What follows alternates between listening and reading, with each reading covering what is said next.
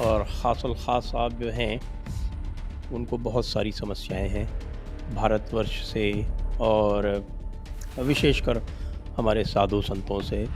Yeah, it's absolutely, it leaves you aghast when you hear things like this, and I wonder if these people know what they're talking about. पता है कि वे किस बारे में बात कर रहे हैं तो मैं हैरान हूँ। ये एक गृह युद्ध के लिए अपील कर रहे हैं। हम में से 20 करोड़ लोग इतनी आसानी से नष्ट होने वाले नहीं हैं। हम 20 करोड़ लोग लड़ेंगे। हम 20 करोड़ लोगों के लिए ये मातृभूमि है। हम 20 करोड़ लोग यहीं के हैं। हमारा यहाँ जन्म हुआ है। हमारे परिवार और कई पीढ़ियाँ यहीं रहीं और इसी मिट्टी में मिल गईं। मैं इस बात को लेकर निश्चिंत हूँ कि अगर इस तरह का कोई अभियान शुरू होता है तो कड़ा विरोध होगा और लोगों का गुस्सा फूट पड़ेगा। ये मुसलमानों के बीच डर पैदा करने की कोशिश है, लेकिन मुसलमान हार नहीं मान लेंगे।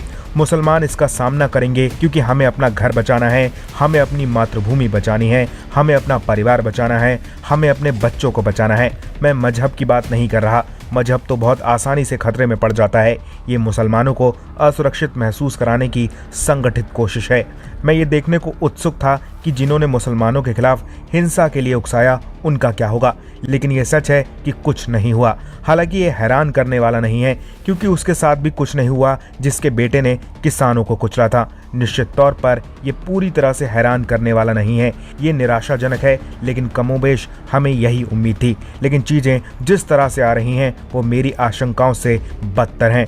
इस तरह के उकसावों पर हमारा नेता, लेकिन उनको कभी समस्याएं नहीं रही ओवैसी से या उनके जो फतवावीर मौलाना हैं उनसे कभी उनको समस्या नहीं रही।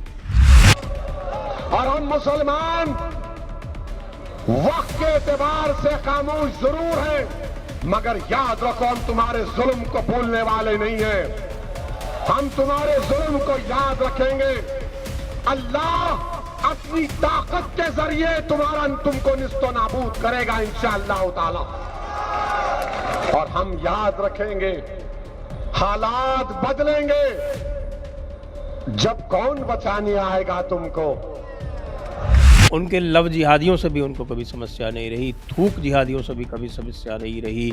उनके हलाला और हलाल दोनों के वीरों से उनको कभी समस्या नहीं रही।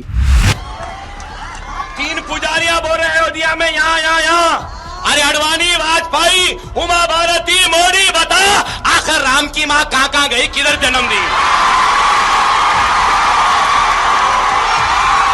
उन्होंने कभी उनके बारे में एक शब्द भी बोला हो तो मैंने नहीं सुना, आप लोगों ने भी नहीं सुना होगा। वैसे तो उनको कभी समस्या नहीं हुई कि किस तरह से बॉलीवुड को एक तरह से हिंदू हेट इंडस्ट्री में परिवर्तित किया जा रहा है। 1 दर्जन बड़े पेट वाले गणपति दे, 8 बॉडी बिल्डर हनुमान दे, 250 वाला कृष्णा दे और 5 वो टाइगर वाली दे, शेरा वाली।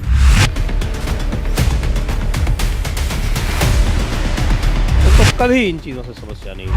अब वक्त आ गया है, हमको बोला वहाँ बहनों को आगे भेज दिया, कुछ ब्लैंकेट में भेज दिए। अरे भाई अभी तो सिर्फ शेरनियां बाहर निकली है और तुम्हारे पसीने छूट गए। और समझ लो अगर हम लोग साथ में आ गए तो क्या होगा। और उन्होंने स्वयं लव जिहाद किया है तो आप जानते ही। हमें तो कहीं का नहीं छोड़ा। नसीरुद्दीन शाह साहब के जो बाप दादे थे वो कहाँ से आए थे? वो अब्दाली की औलाद है। कैसे? जां फिशा खां, एक भगोड़े का लड़ाका जिसको मर्सनरी कहते हैं अंग्रेज़ी में।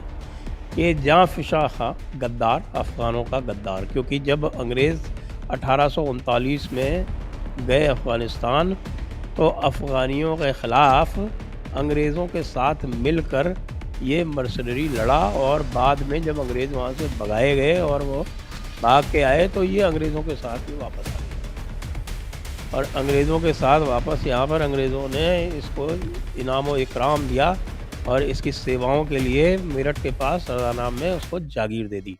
ये गुनाह है।